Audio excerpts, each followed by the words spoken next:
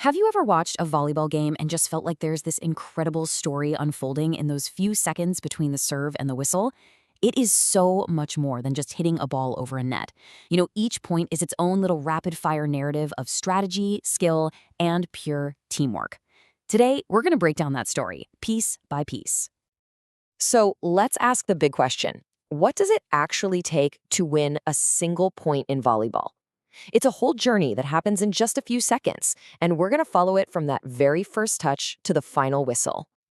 Okay, so before the first serve even flies over the net, we've got to understand the battlefield. Let's set the stage for all the action. It all starts with 6 players on each side of the court, and every single one of them has a specific job to do, a specific zone to cover.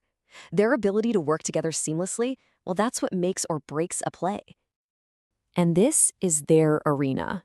The court itself is like a strategic map, defined by some really key boundaries. You've got the sidelines and the end lines, which, keep the ball in play. But you really want to pay close attention to that 3-meter attack line. That line dictates a huge part of the offensive strategy, and we'll see exactly why in just a little bit. All right, enough setup.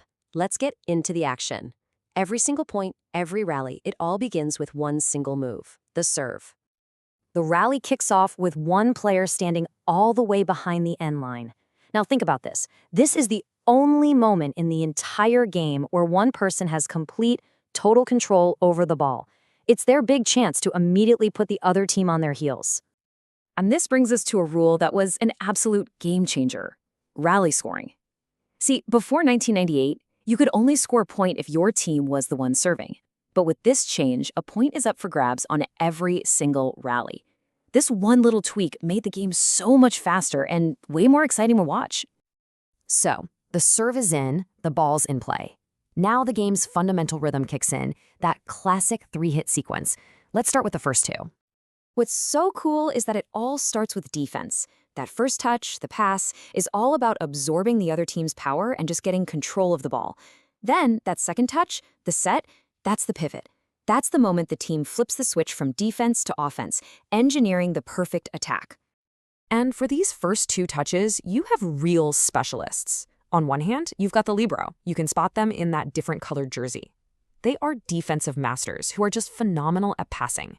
On the other hand, you have the setter, the team's offensive coordinator, who takes that pass and becomes the architect of the attack. In that quarterback analogy, it is absolutely perfect. The setter really is the quarterback of the court.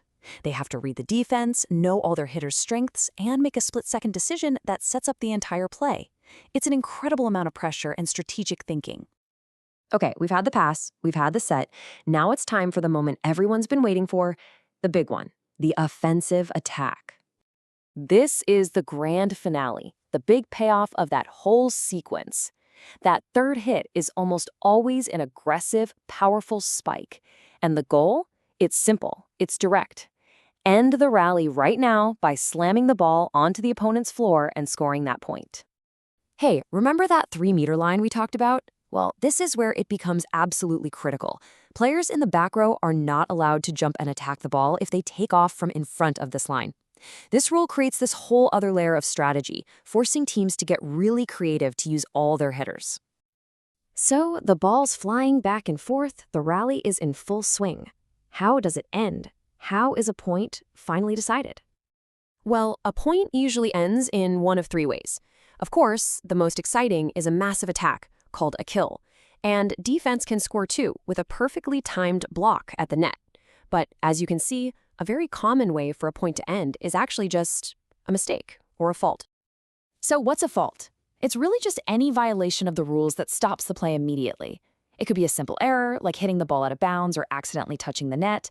Or it could be a bit more technical, like a team hitting the ball a 4th time or that illegal back row attack we were just talking about. The whistle blows, the point is awarded, but the game's not over. Not by a long shot. There's this whole other unseen strategy that happens in the quiet moments between points. And a key part of that is rotation. Whenever a team wins back the serve, all its players rotate one position clockwise. This is a brilliant rule, really, because it makes sure everyone has to play every position, from serving to setting to attacking. It's constantly shuffling the matchups at the net, making teams adapt on the fly. When you put all these pieces together, you start to see that this is about so much more than just physical skill. Every single point is a test. It's a test of a team's mental toughness, their resilience to shake off a mistake, and the absolute trust they have in each other for every pass, set, and hit. So you see, a single point isn't just a point. It's a complete story, a miniature drama packed with skill, strategy, and trust. The next time you watch a game, what new details are you going to notice in that story?